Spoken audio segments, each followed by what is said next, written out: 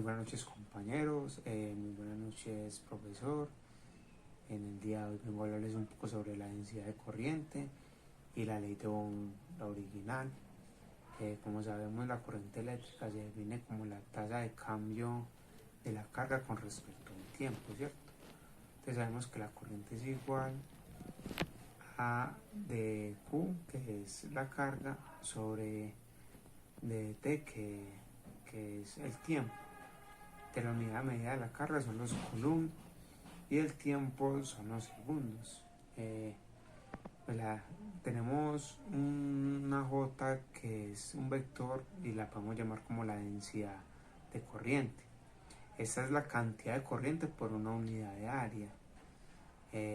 La densidad de corriente va a ser mayor o menor para una corriente constante dependiendo del área que tengamos en el conductor. Como les iba comentando, la densidad de corriente la representamos con la letra J, que es un vector. Esto va a ser igual a la diferencial de la corriente sobre ds, que es la diferencial de la superficie, ¿cierto? Las unidades de medida van a ser amperios, ¿cierto? Sobre metro cuadrado. Entonces podemos decir que un ejemplo, si consideramos un calibre más grande, entonces la corriente va a ser menos densa, ¿cierto? La densidad de corriente. ¿Por qué? Porque hay un área más grande donde esa corriente se puede repartir, ¿cierto? Entonces de acá, de esta ecuación, despejamos el área, ¿cierto? Entonces cuando despejemos el área, va a quedar que la corriente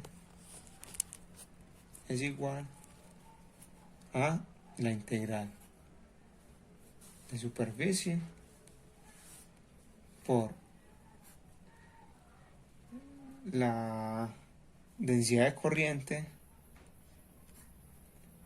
por un diferencial de superficie, ¿cierto?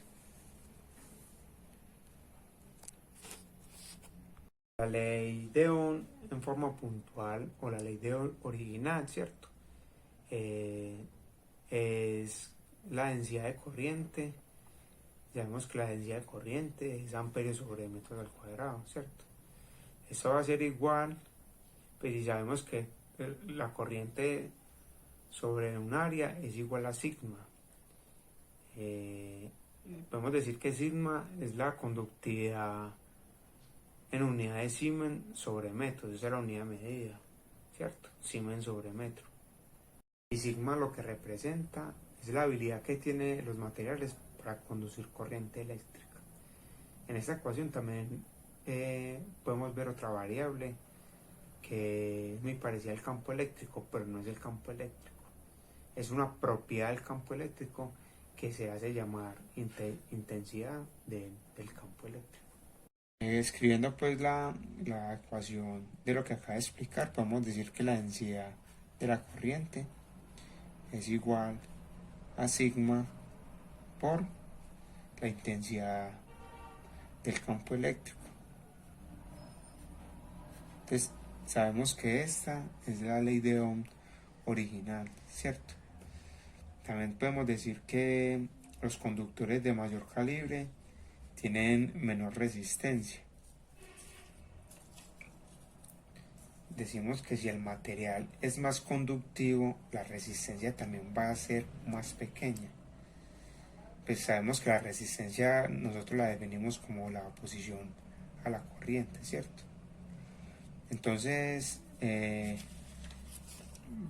vamos a relacionar esta ley de Ohm con voltaje, corriente y resistencia, para que sepan y vean pues que uno esta ley la ve como muy diferente, pero para que miren que esta sí está ligada a lo que normalmente conocemos como la ley de Ohm, que es voltaje, ¿cierto? El voltaje es igual a la corriente por la resistencia. Eso es una ecuación simplificada del electromagnetismo, ¿cierto? Es una ley circuital, una ley de circuitos eléctricos, ¿cierto? Entonces, sabemos que la corriente es igual a la integral de superficie, ¿cierto? Por la densidad de la corriente por un diferencial de S, diferencial de superficie, ¿cierto? Entonces sabemos que el voltaje es igual, ¿cierto? A la integral de longitud, ¿cierto?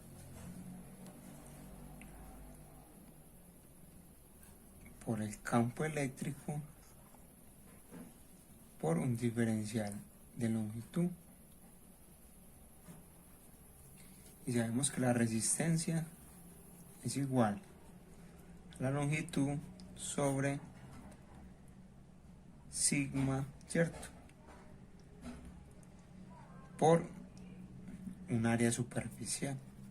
Entonces miramos que si está relacionada, mira que intensidad de la corriente, ¿cierto? También tenemos la intensidad del campo eléctrico, qué pena es la intensidad del campo eléctrico, y también tenemos a sigma. Entonces, si está ligada la ley de Ohm original, lo que normalmente conocemos nosotros como ley de Ohm, ¿cierto?